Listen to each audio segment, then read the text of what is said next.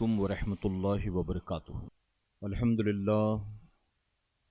الحمد للہ رب العالمین والعاقبۃ للمتقین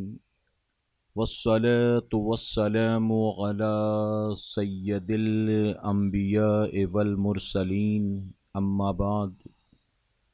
فاعوذ باللہ من الشیطان الرجیم، بسم اللہ الرحمن الرحیم۔ یا ایہا الذین آمنوا اتقوا اللہ وکونوا مع الصادقین، صدق اللہ مولانا العلی العظیم۔ آئیے سب سے پہلے اپنے اور ساری کائنات کے مرکز عقیدت حضور رحمت عالم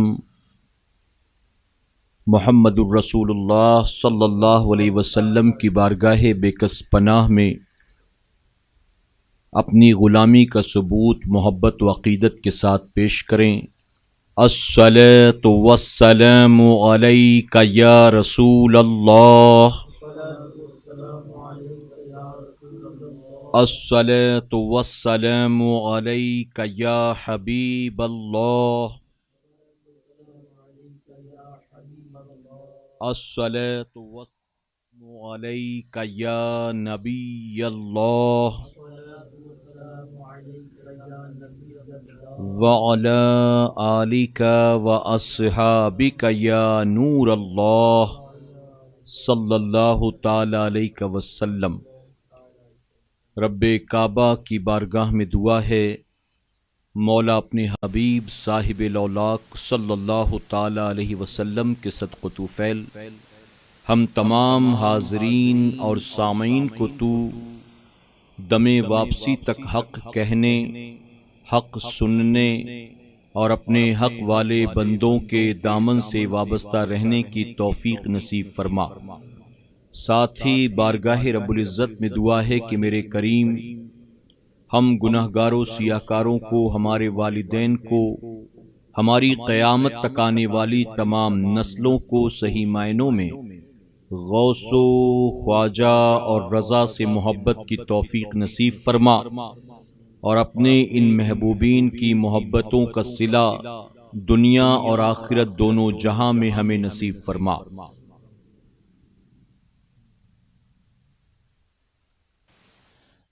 مفتی اعظم کا ذرہ کیا بنا اختر رضا، مفتی اعظم کا ذرہ کیا بنا اختر رضا، محفل انجم میں اختر دوسرا ملتا نہیں۔ اور تجھے کیا فکر ہو اختر، تیرے یاور ہیں وہ یاور، تجھے کیا فکر ہو اختر، تیرے یاور ہیں وہ یاور، بلاؤں کو جو تیری خود گرفتار بلا کر دیں۔ اور کسی شاعر نے بہت خوب کہا تھا، ہزاروں سال نرگس اپنی بے نوری پہ روتی ہے، ہزاروں سال نرگس اپنی بے نوری پہ روتی ہے، کہیں جا کر کے ہوتا ہے چمن میں دیدہ ور پیدا۔ میرے پیارے آقا علیہ الصلوۃ والتسلیم کے پیارے دیوانوں، خاتون جنت حضرت فاطمۃ الزہرا رضی اللہ تعالیٰ عنہا کی کنیزوں، عالمی تحریک سنی دعوت اسلامی شاخ کرلا کے آج کے ہفتہ-واری اجتماع میں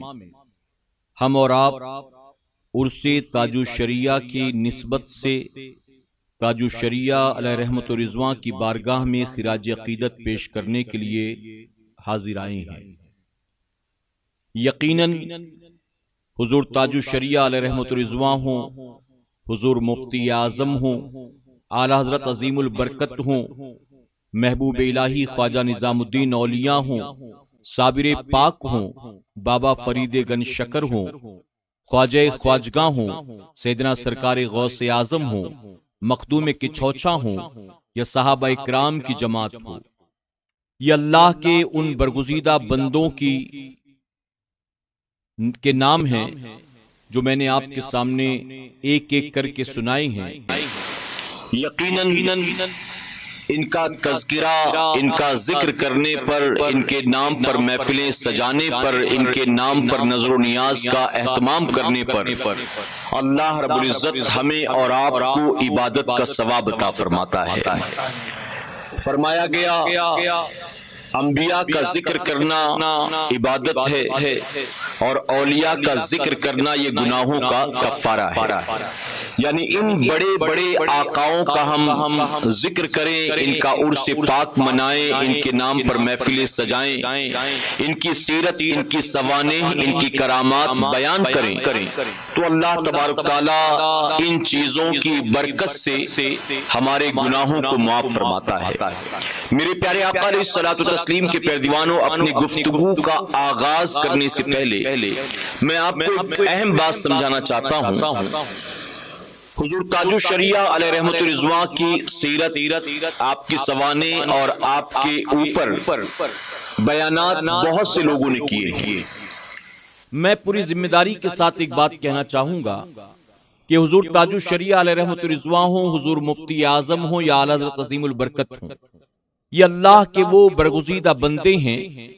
کہ جن کی شان اور خوبی بیان کرنے کے لیے ہمیں اپنی طرف سے کچھ گڑھ کر یا بنا کر لانے کی کوئی ضرورت نہیں ہے۔ بعض لوگ یوٹیوب پر اپنے چینل کو چمکانے کے چکر میں، اپنے فالوورز اور سبسکرائبرز بڑھانے کے چکر میں ایسی باتیں بزرگان دین کے تعلق سے بیان کر دیتے ہیں جس کا کوئی سر پیر نہیں ہوتا، جس کی کوئی دلیل و ثبوت نہیں ہوتی۔ جس مقصد کے تحت وہ یہ کام کرتے ہیں اس مقصد میں کامیاب بھی ہو جاتے ہیں، لیکن یاد رکھیں اگر انہوں نے کسی اللہ کے ولی کی طرف کسی ایسی بات کو منسوب کیا جس بات کا اللہ کے اس ولی سے کوئی تعلق نہیں ہے تو ظاہر ہے کہ یہ جھوٹ ہے، اور کسی بزرگ کی طرف سے جھوٹ کو گڑھنے والا گویا گناہ کبیرہ میں مبتلا ہوتا ہے، اور قیامت کے دن وہ اپنے اس جھوٹ کا جواب دہ ہوگا۔ میرے پیارے آقا علیہ الصلوۃ والتسلیم کے پیروانوں، اولیاء اکرام کی شان لوگوں کو بتانے کے لیے ہمیں جھوٹی کرامات کا سہارا لینے کی کوئی ضرورت نہیں ہے۔ حضور تاج الشریعہ نے ایسا کیا، حضور مفتی اعظم نے ویسا کیا، اعلیٰ حضرت ایک مرتبہ سفر میں تھے تو ایسا ہو گیا۔ اس طرح کی بہت ساری باتیں آپ کو مل جائیں گی سوشل میڈیا پر، الگ الگ تصویریں، امیجز اٹریکٹیو بنانے کے لیے پتہ نہیں اس کے ساتھ کیا کچھ، لیکن اگر یہ باتیں صحیح نہیں ہیں تو ظاہر ہے کہ بزرگوں کا نام لے کر اپنا الو سیدھا کرنے کے لیے یہ کام کر کے آپ کامیاب تو ہو سکتے ہو، لیکن قیامت کے دن کی جواب دہی بھی بنے گی اور اللہ کی بارگاہ میں آپ کو اس کا جواب دینا ہوگا۔ ہماری عوام کا معاملہ یہ ہے، آج ہم تقریر میں کوئی بھی بات کہہ دیں، ہم سے کوئی سوال پوچھنے نہیں آتا، جس کو بات سمجھ میں آتی ہے وہ مان لیتے ہیں، جس کو سمجھ میں نہیں آتا وہ نہیں مانتے، چلے جاتے ہیں کہ انہوں نے جو کہا یہ بات میری سمجھ میں نہیں آئی۔ اور بہت سے لوگ جو کہتے بس انہوں نے کہا ہے تو بات بالکل صحیح ہوگی، اور وہ قبول کر لیتے ہیں، وہ بات صحیح ہو غلط ہو اس پر وہ غور نہیں کرتے، اس پر کوئی تحقیق نہیں کرتے۔ میرے پیارے آقا علیہ الصلوۃ والتسلیم کے پیروانوں، بہرحال حضور تاج الشریعہ علیہ رحمت الرضوان ہمیں آپ کی یہ نہیں ہے کہ کوئی کرامت آپ سے ظاہر نہیں ہوئی، یقیناً جو اللہ کا ولی ہوتا ہے اللہ تبارک تعالیٰ اسے کرامات عطا فرماتا ہے۔ یہ وہ پاور ہے، یہ وہ طاقت ہے جو اللہ اپنے محبوبین کو عطا کرتا ہے، لیکن کرامت کا مطلب یہی نہیں ہے کہ جو ہوا میں اڑے وہ صاحب کرامت، پانی پر چلے وہ صاحب کرامت، یا فلاں کام کر دے، یہ کام کر دے، وہ کام کر دے جو انسان کی عقلوں کو حیرت میں ڈال دے، بس یہی کرامت نہیں۔ بلکہ بزرگان دین اکثر یہ کہتے ہیں کہ ہوا میں اڑنا، پانی پر چلنا کمال نہیں، بلکہ فتنوں کے دور میں حضور کی سنت پر سختی سے عمل کرنا یہ اللہ کے ولی کا سب سے بڑا کمال ہوا کرتا ہے۔ یعنی فتنوں کے دور میں بندہ قرآن و سنت کی پابندی کرے، یہ سب سے بڑا کمال، یہ سب سے بڑی کرامت۔ میرے پیارے آقا علیہ الصلوۃ والتسلیم کے پیروانوں، تو حضور تاج الشریعہ علیہ رحمت الرضوان سے ایسا نہیں کہ کوئی کرامت ظاہر نہیں، بلکہ کرامات بہت سی ہے، اور جن کرامات کو گلی محلے کے لوگوں نے نہیں بلکہ بڑے بڑے ہماری جماعت کے علماء نے، مفتی اکرام نے بیان کیا ہے، جو تاج الشریعہ کے ساتھ وقت گزارتے تھے، ساتھ سفر کرتے تھے، جو آپ کے خلفاء میں سے ہیں، ایسے بڑے بڑے علماء نے آپ کی کرامات کو بیان کیا۔ میرے پیارے آقا کے پیارے دیوانوں، لیکن اولیاء اکرام کی کرامات بیان نہ کی جائے تو اس کا مطلب یہ نہیں ہے کہ وہ ولی نہیں۔ کرامات ظاہر ہو تو ولی، اور کرامات ظاہر نہ ہو تو ولی نہیں، ایسا نہیں ہے، یہ ہماری غلط ذہنیت ہے۔ اور معاذ اللہ یہ جو ہم نے اور آپ نے سوچ رکھا ہے نا، اسی کا فائدہ اٹھاتے ہوئے آج بہت سارے ایسے لوگ جو سفلی علم رکھتے ہیں یا کچھ کمالات جادو ٹونا ٹوٹکا سیکھ لیتے ہیں، جن کا ولایت سے، قرآن و سنت سے، شریعت سے، دین سے کوئی تعلق نہیں ہے، لوگوں نے ان کے الٹے سیدھے کارنامے دیکھ کر ان کو بھی معاذ اللہ اللہ کا ولی سمجھ رکھا ہے۔ اور جن سے جو ولی ہو، جس سے ظاہر نہ ہو کوئی کمال کرامت، لوگ اس کو ولی نہیں مانتے۔ اس لیے میں کبھی کبھی کہتا ہوں کہ ہماری مسجد میں اگر کوئی امام 20 سال سے امامت کر رہا ہو، مدرسے سے فارغ ہوا، 20-21 سال کا تھا، ہماری مسجد میں امامت میں آ کر لگا، اب وہ 40 سال 45 سال 50 سال کا ہو گیا، 20-22-25 سال تک امامت کرتا رہا، اگر اس کو کوئی ضرورت پیش آ جائے، کوئی پریشانی پیش آ جائے، تو اپنی ضرورت کے لیے اسے 4 جگہ پر جا کر ہاتھ پھیلانا پڑے گا، اس سیٹ کے پاس، صدر صاحب کے پاس، سیکریٹری کے پاس، خزانچی کے پاس، مسجد کے بغل میں جس کی دکان تھی وہاں گیا، اسٹور تھا وہاں گیا، والدہ بیمار ہے میرے پاس پیسہ نہیں، بیٹی کی شادی ہے میرے پاس پیسہ نہیں، یوں اپنی ضرورت کو لوگوں کے سامنے مجبوراً اسے بیان کرنا ہوگا۔ 40-45 سال کی امامت کے بعد اس کے پاس اتنی نہ سیونگ ہے کہ جس سے وہ اپنے سارے کام بآسانی کر سکے، نہ اتنی تنخواہ ہے کہ جس کی وجہ سے کسی سے مانگنے کی ضرورت نہ پڑے۔ ہماری مسجد کا امام جو 5 وقت امامت کرتا ہے، جو جمعہ پڑھاتا ہے، عید بقرعید پڑھاتا ہے، جو نکاح پڑھاتا ہے، جو عید میلاد النبی کے جلسے اور پروگرامز کرتا ہے، اسی عالم کی، مسجد کے امام کی، حافظ قرآن کی ہم وہ خدمت نہیں کرتے۔ اتنے سالوں کی امامت کے بعد بھی کوئی ضرورت پیش آئے تو 4 جگہ اسے ہاتھ پھیلانا پڑے، لیکن وہیں ہمارے محلے میں اگر کوئی ننگ دھڑنگ آدمی کہیں سے گھومتا پھرتا آ کر بیٹھ جائے، جس کی شرمگاہ بھی کھلی ہو، داڑھی بھی لمبی ہو، بال بھی بکھرے ہو، رال تھوک بھی بہرا ہو، اور وہ ہا ہو کے نعرے لگانا شروع کر دے، تو اگر وہ دوپہر میں آ کر بیٹھا، شام ہونے سے پہلے پہلے آپ دیکھیں محلے والے دودھ جلیبی کھلانے کے لیے پہنچ جائیں گے، وہ سمجھیں گے کوئی بابا آ گیا،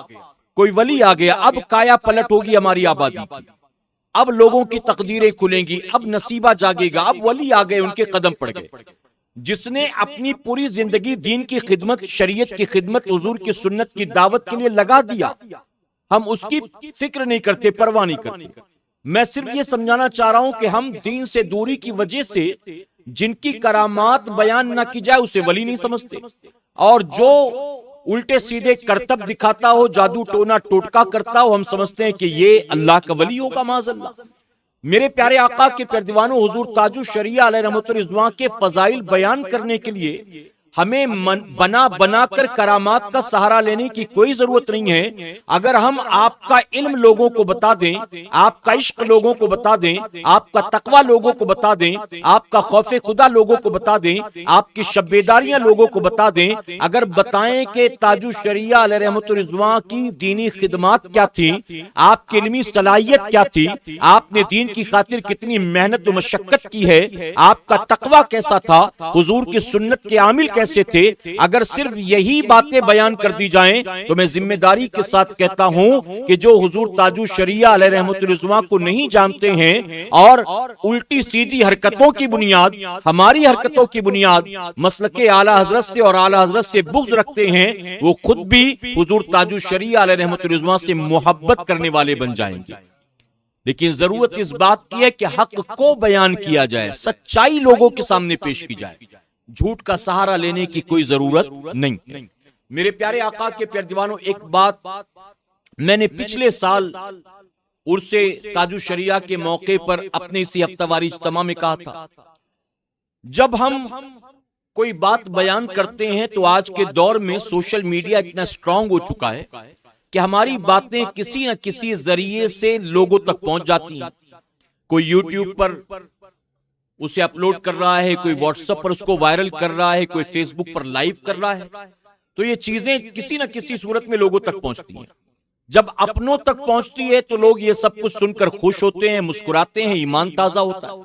لیکن جب یہی چیزیں غیروں کے ہاتھ لگتی ہیں، آپ جا کر خود دیکھیں یوٹیوب پر، جب غیروں کے ہاتھ یہ چیزیں لگتی ہیں تو اس میں لوگ بھدی بھدی باتیں کرتے ہیں، لوگ غلط کمنٹ کرتے ہیں، اور ایسے میں چینل والے کو گالیاں کم دی جاتی ہیں. معاذ اللہ، جس بزرگ کے نام پر تقریر کی گئی، محفل کو سجایا گیا، اس بزرگ کو برا بھلا کہا جاتا ہے، ان کے خاندان کو، ان کی نسبتوں کو برا بھلا کہا جاتا ہے. تو ہم یہ کیا کر رہے ہیں؟ میرے پیارے آقا کے پیارے دیوانوں، حضور تاج الشریعہ علیہ رحمت الرضوان، میں اکثر کہتا ہوں یہ اللہ رب العزت کا بے پناہ کرم اور احسان ہے کہ اللہ تبارک تعالیٰ نے ہمیں اور آپ کو وہ دور عطا فرمایا کہ جس دور میں حضور تاج الشریعہ علیہ رحمت الرضوان موجود تھے، اور الحمدللہ ہمیں اللہ نے بارہا ان کے چہرے کی زیارت کا موقع عطا فرمایا ہے. اور میں اکثر یہ بات کہتا ہوں کہ تحریک سنی دعوت اسلامی میں مبلغین، ہماری اکثریت مبلغین کی ایسی ہے جو حضور تاج الشریعہ علیہ رحمت الرضوان کے غلام اور آپ کے مرید. الحمدللہ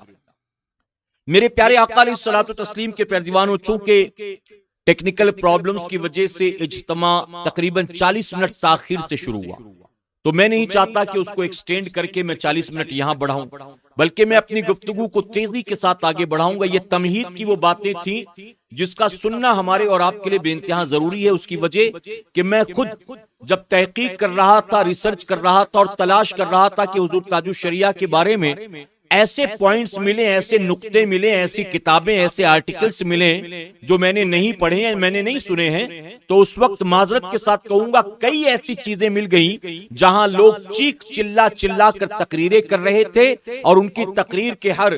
30 سیکنڈ یا 1 منٹ کے بعد ایڈ آ رہی تھی، اور یوٹیوب پر آدھے گھنٹے کی تقریر کے اندر 30 ایڈ آئی ہے. اور میں نے دیکھا کہ تقریر سنوں کہ ایڈ دیکھوں تو اب گویا وہ تاج الشریعہ کی محبت ہے یا دکانداری،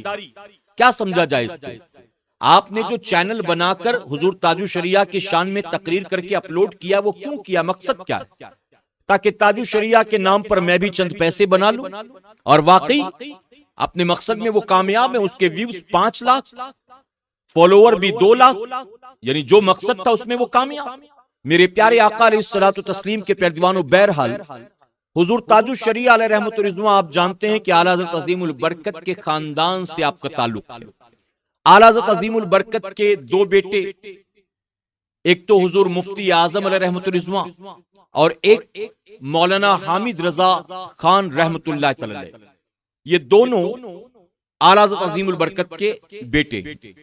فرمایا گیا کہ اپنے دونوں بیٹوں کی اولاد کا اعلیٰ حضرت عظیم البرکت نے آپس میں نکاح کروایا. حضور مفتی اعظم کے یہاں صرف بیٹیاں تھی، بیٹے نہیں. اور آپ کے دوسرے بیٹے، اعلیٰ حضرت عظیم البرکت کے دوسرے بیٹے مولانا حامد رضا خان صاحب کے یہاں پر بیٹے تھے. تو آپ نے حضور مفتی اعظم کی بڑی بیٹی اور اپنے بیٹے حامد رضا خان صاحب کے بڑے بیٹے مولانا ابراہیم رضا خان صاحب، جنہیں مفسر اعظم کہا جاتا ہے اور جو مشہور ہے جیلانی میاں کے نام سے. میرے پیارے آقا کے پیارے دیوانوں، اعلیٰ حضرت عظیم البرکت نے اپنے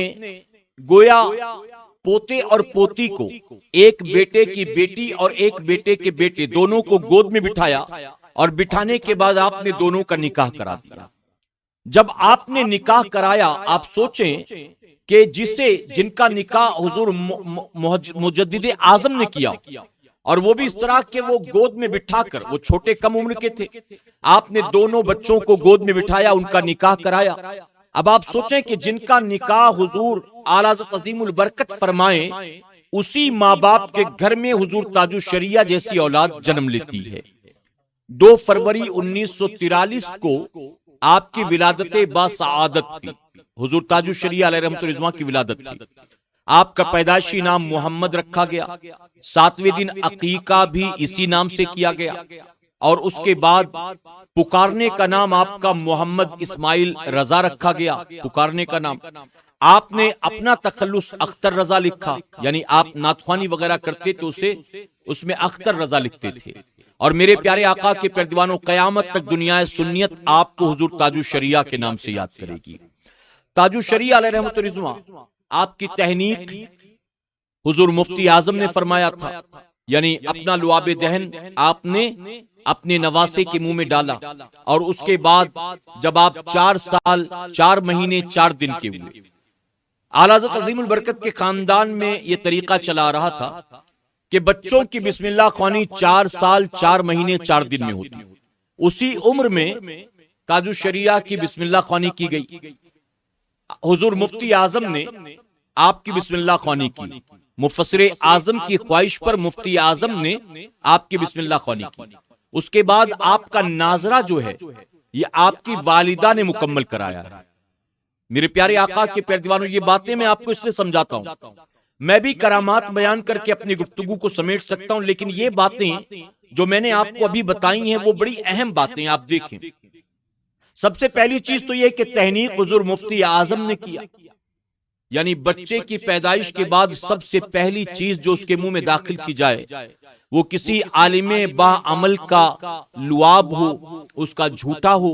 چاہے وہ چھہارے کے ساتھ ہو، چاہے وہ شہد کے ساتھ ہو، چاہے وہ شکر کی صورت میں ہو، لیکن کسی اللہ والے سے کوئی چیز جھوٹی کرا کے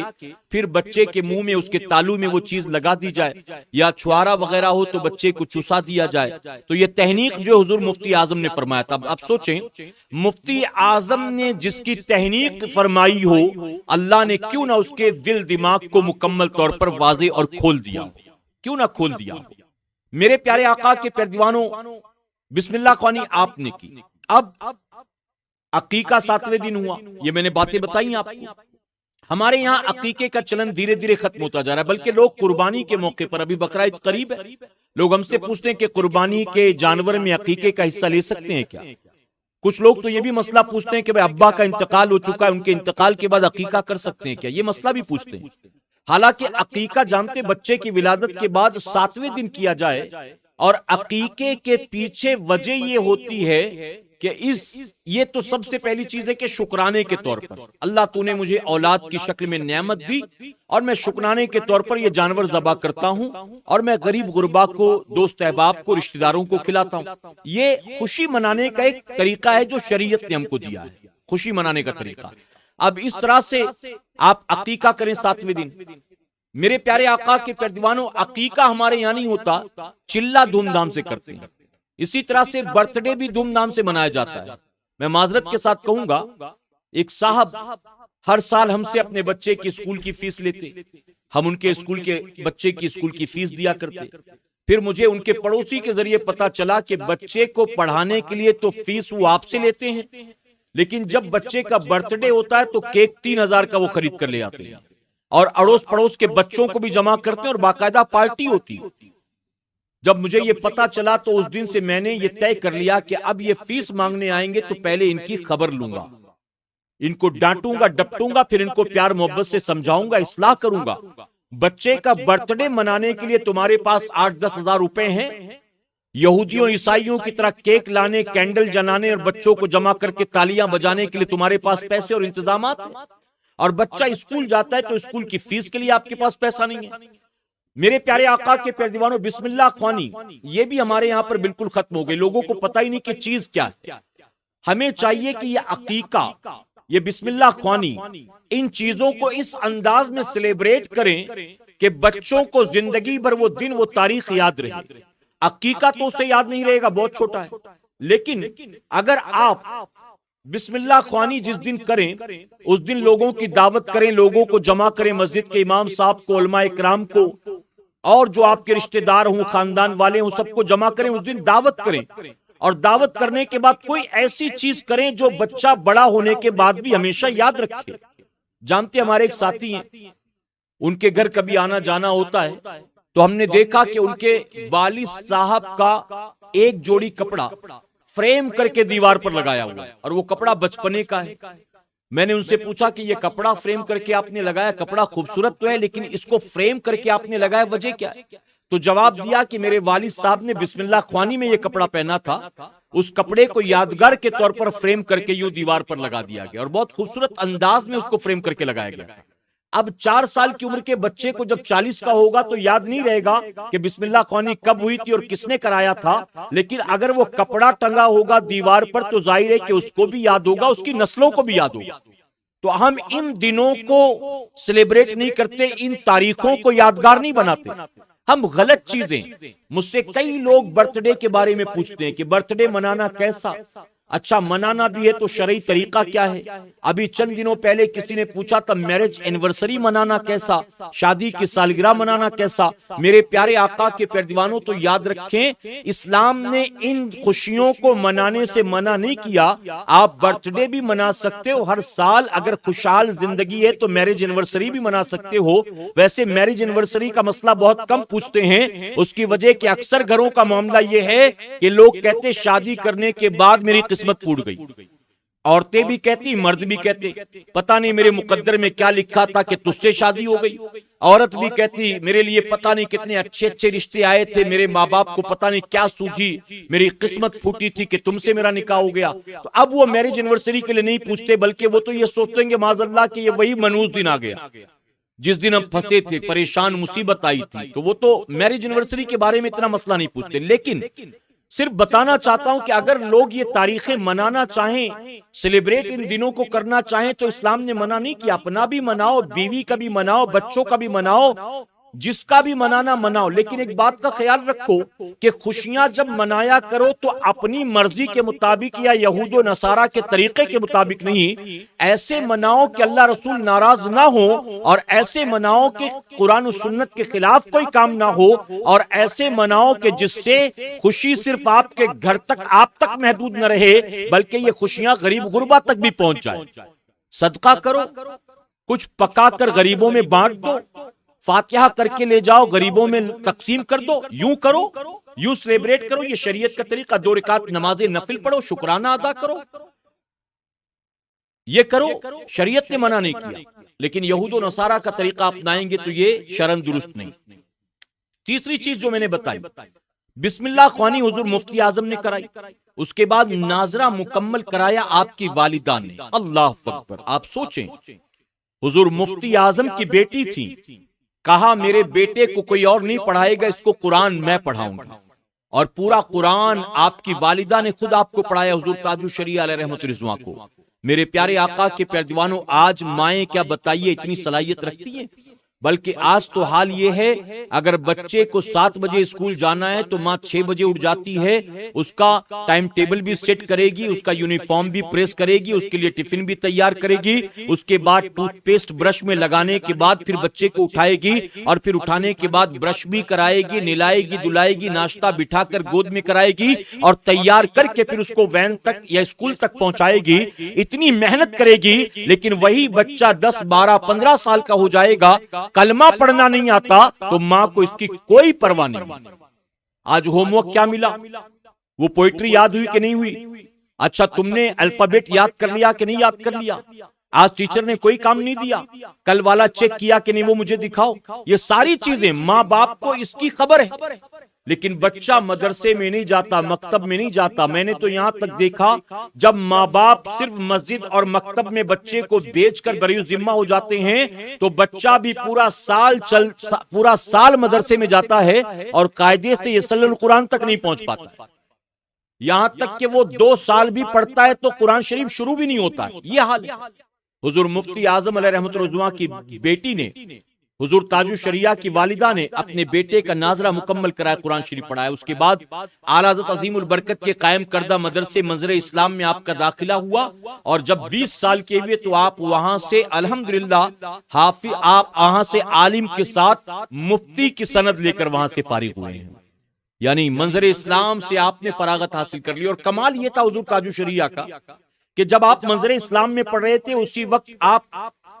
اسکول اور کالج کی پڑھائی بھی کر رہے تھے، اور دونوں چیزیں پیرللی چل رہی تھی۔ اور آپ کے ساتھ پڑھنے والے خود یہ بیان کرتے ہیں، آپ کے جو کلاس فیلو تھے، آپ کے دوست تھے اس زمانے میں، وہ خود کہتے ہیں کہ چاہے اسکول کالج کا معاملہ ہو چاہے مدرسے کا معاملہ، حضور تاج الشریعہ تمام کلاس کے اندر ہمیشہ اول ہی آیا کرتے تھے. اور حضور تاج الشریعہ کی عادت تھی کہ منظر اسلام میں جب پڑھنے کے لیے آپ جاتے تو مدرسے کا جو ٹائم تھا، آپ مدرسے میں جانے سے پہلے روزانہ کی عادت تھی کہ اعلیٰ حضرت عظیم البرکت کی مزار مقدس پر حاضری دیتے، وہاں حاضری دیتے، اس کے بعد مدرسے میں جاتے، پڑھائی کرنے کے بعد نکلتے تو گھر بعد میں جاتے، اعلیٰ حضرت کی مزار پر پہلے جاتے تھے. روزانہ کا آپ کا یہ معمول تھا. کسی پوچھنے والے نے پوچھا کہ روزانہ کی عادت کیوں ہے، تو کہتے میں اعلیٰ حضرت عظیم البرکت جو سارے علوم و فنون کے ماہر ہیں، میں ان کی بارگاہ میں حاضری دیتا ہوں، اجازت لے کر مدرسے میں جاتا ہوں، اور پھر مدرسے میں جانے کے بعد جو کچھ دن بھر پڑھتا ہوں واپس آ کر اعلیٰ حضرت عظیم البرکت کی بارگاہ میں وہ پیش کر دیتا ہوں. میں انہیں سنا دیتا ہوں، اگر کچھ بھولا ہوتا ہوں تو وہ یاد دلا دیتے ہیں، اگر کچھ غلطی ہوتی ہے تو اصلاح فرما دیتے ہیں. یعنی آپ بظاہر تو منظر اسلام مدرسے میں پڑھ رہے تھے، لیکن آپ حاضری دے کر اعلیٰ حضرت عظیم البرکت کی مزار پر وہاں سے روحانی فیض حاصل کر رہے تھے. ہم اہل سنت والجماعت کے لوگ جو اولیاء اکرام کی مزارات پر جاتے ہیں، اس کی وجہ یہ ہے جو مردہ سمجھتے ہیں وہ نہیں جاتے، وہ نہ جائیں، لیکن ہم تو زندہ مانتے ہیں، اور ہم مانتے ہیں کہ جب اللہ کے ولیوں کی بارگاہ میں ہم جاتے ہیں تو وہاں سے روحانی فیض حاصل ہوتا ہے، دل میں گناہ کے لیے نفرت پیدا ہوتی ہے، اللہ اپنے ولی کے صدقے نیکیوں کا جذبہ اور توفیق عطا فرماتا ہے، اور بڑا فیض ہے. میں نے تو مسلم سے نہیں نان مسلم سے بھی سنا ہے یہ کہتے ہوئے، ہم اللہ کے ولی کی قبر پر جاتے ہیں تو ایسا لگتا ہے جیسے وہاں سے کوئی روشنی نکلتی ہے اور ہمارے دل کو ٹھنڈا کر دیتی ہے.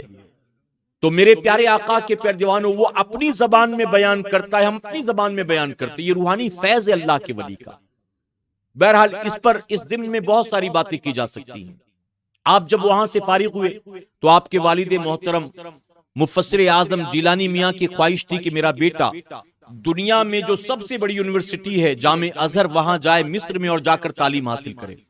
آپ کا داخلہ وہاں کرایا گیا، آپ وہاں گئے علم حاصل کرنے. 3 سال تک آپ نے وہاں پڑھائی کی. 1963 میں آپ تشریف لے گئے. 43 آپ کی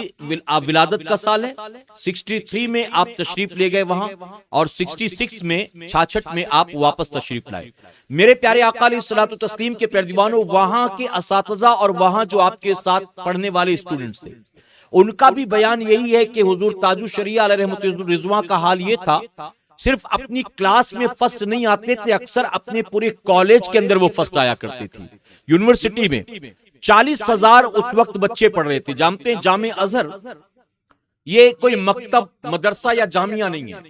بلکہ جامع ازہر پورا ایک شہر ہے جس میں آج کی تاریخ میں تقریباً 4.5 لاکھ بچے پڑھتے ہیں. 4.5 لاکھ. میرے خیال سے پورے ہندوستان کے مدارس میں جتنے بچے پڑھتے ہیں سارے جمع کیے جائیں تو بھی 4.5 لاکھ نہیں ہوں گے، اور صرف ایک یونیورسٹی کے اندر 4.5 لاکھ بچے آج کی تاریخ میں. آج وہاں 56 علوم پڑھائے جاتے ہیں، 56 فیکلٹی 56 سبجیکٹس پڑھائے جاتے ہیں وہاں پر. جب حضور تاج الشریعہ گئے تھے، تشریف لے گئے تھے، اس وقت 40,000 بچے تھے.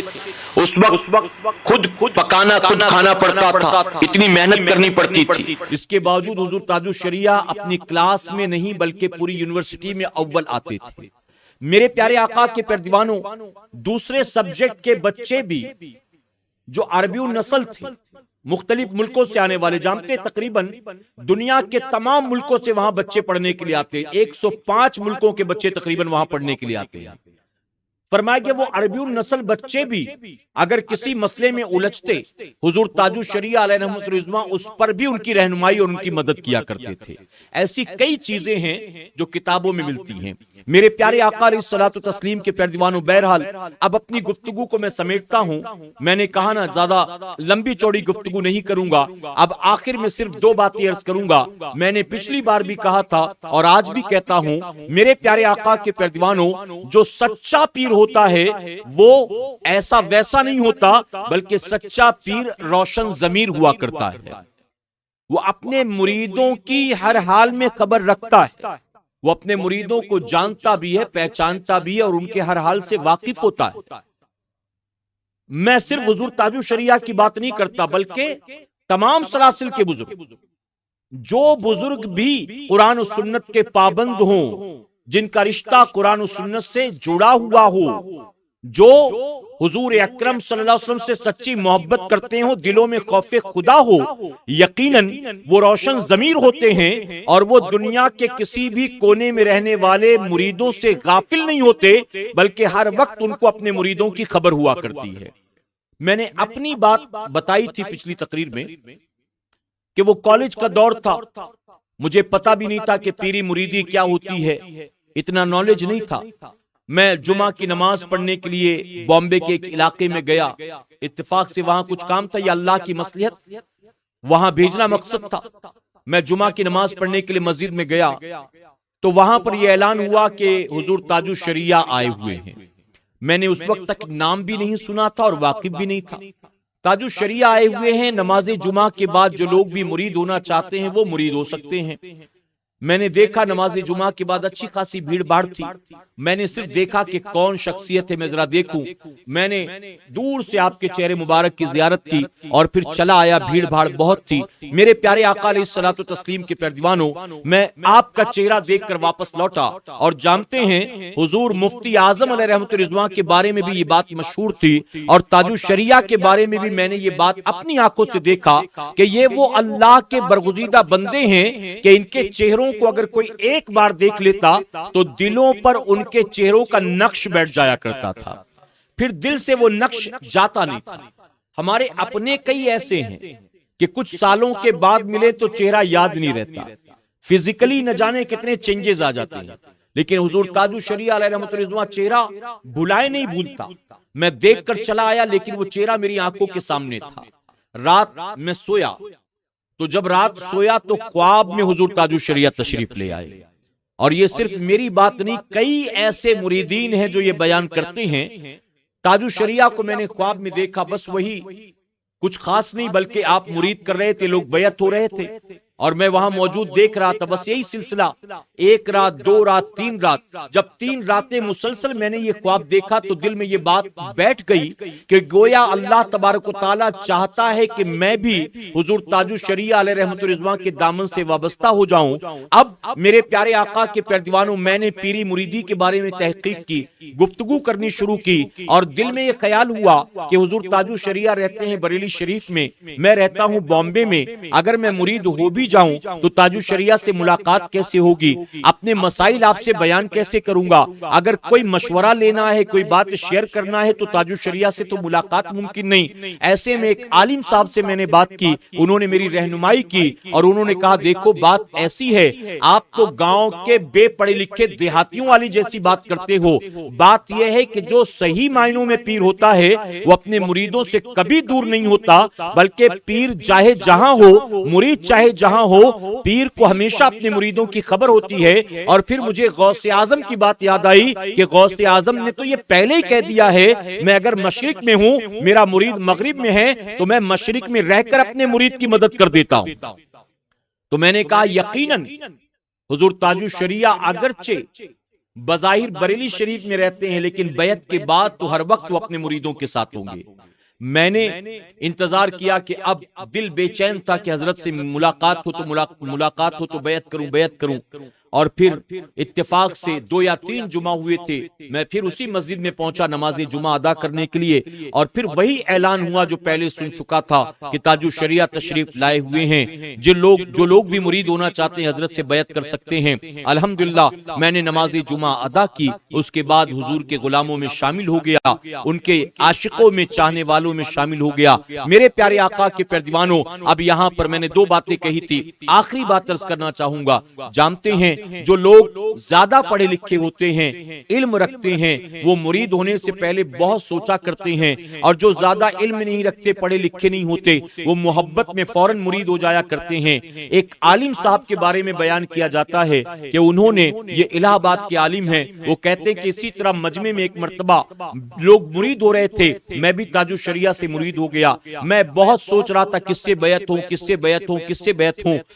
عقل کام نہیں کر رہی تھی. آخرکار تاج الشریعہ لوگوں کو بیعت کر رہے تھے ایک محفل میں بھی حضرت سے مرید ہو گیا. چادر پھینکی گئی, لوگوں نے چادر کو تھاما, ایک کونے میں میں بیٹھا تھا, میں نے بھی چادر پکڑ لی اور حضرت کے غلاموں میں شامل ہو گیا. جب واپس اپنے شہر پہنچا, وہاں لوگوں کو پتا چلا تو کئی لوگ تھے جو آ کر باتیں بنانے لگے. آپ کب سے کامل پیر کی تلاش میں تھے, کب سے ڈھونڈ رہے تھے, آخر بیعت بھی ہوئے تو کس سے جا کر بیعت ہوئے؟ تاج الشریعہ سے بیعت ہو گئے, کوئی مسئلہ نہیں, بیعت کی آپ نے اچھی بات ہے, لیکن تاج الشریعہ سے پھر ملاقات ہو سکے گی. آپ جاؤ گے تو آپ سے مصافحہ ہو سکے گا, کبھی تاج الشریعہ کے قریب بیٹھنے کی مہلت ملے گی. تاج الشریعہ کبھی آپ کو آپ کے نام سے بھی پہچانیں گے. ہم آپ سے کہہ رہے تھے فلاں پیر سے ہو جاؤ, فلاں سلسلے میں ہو جاؤ, فلاں کے مرید ہو جاؤ, آپ مانے نہیں, ہمارے ساتھ چلتے تو مرید بھی کر دیتے, ہم خلافت بھی دلا دیتے. اب تاج الشریعہ سے مرید ہو گئے, اب وہاں تو جا آ بھی نہیں سکتے ہو. کہتے لوگوں نے یہ کہا, ایک نے, دو نے, تین نے, بار بار جب سنتا رہا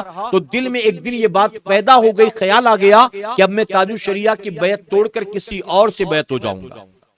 کیونکہ لوگ بات کہیں نہ کہیں صحیح کہہ رہے تھے. تاج الشریعہ تک میری رسائی کہاں ہوگی؟ میں یہاں امامت کرتا ہوں, تاج الشریعہ بریلی شریف میں پوری دنیا کا دورہ کرتے, پھر ملاقات کہاں ہوگی؟ تو کہتے میں نے دل میں یہ ارادہ کیا, رات عشاء کی نماز سے فارغ ہو کر جب سویا تو میرا سونا ہی تھا کہ خواب میں حضور تاج الشریعہ تشریف لاتے ہیں. کرامت سننا چاہتے ہیں نا لوگ, یہ کرامت بھی سن لو حضور تاج الشریعہ کی. اور یہ عالم نے بیان کیا ہے, کسی راستہ چلتے آدمی نے نہیں, کسی گلی محلے کے بے پڑھے لکھے جاہل نے نہیں, ایک عالم بیان کرتے ہیں, معتبر عالم. وہ کہتے ہیں کہ رات خواب میں تشریف لائے حضور تاج الشریعہ. اس سے پہلے کہ میں تاج الشریعہ کو تعارف کراتا, اپنا نام بتاتا اور کہتا کہ حضور میں آپ کا مرید ہوں, تاج الشریعہ نے خود میرا نام لے کر مجھے پکارا ہے اور نام لے کر کہا کہ تم یہ سوچتے ہو کہ میں تمہیں پہچانتا نہیں ہوں, ارے میں تمہارا نام بھی جانتا ہوں. فلاں علاقے میں تم آئے تھے, تم نے وہاں بیعت کی تھی, میں وہ بھی جانتا ہوں. اور جب چادر پکڑا تھا تم نے کس کونے میں بیٹھے تھے مجھے وہ بھی پتا ہے. جہاں تک مجھ سے گفتگو کرنے کی بات ہے, مجھ سے بات چیت کرنا چاہتے ہو, کوئی بات نہیں. ہمارے صاحبزادے مولانا عزت رضا کا نمبر لکھ لو,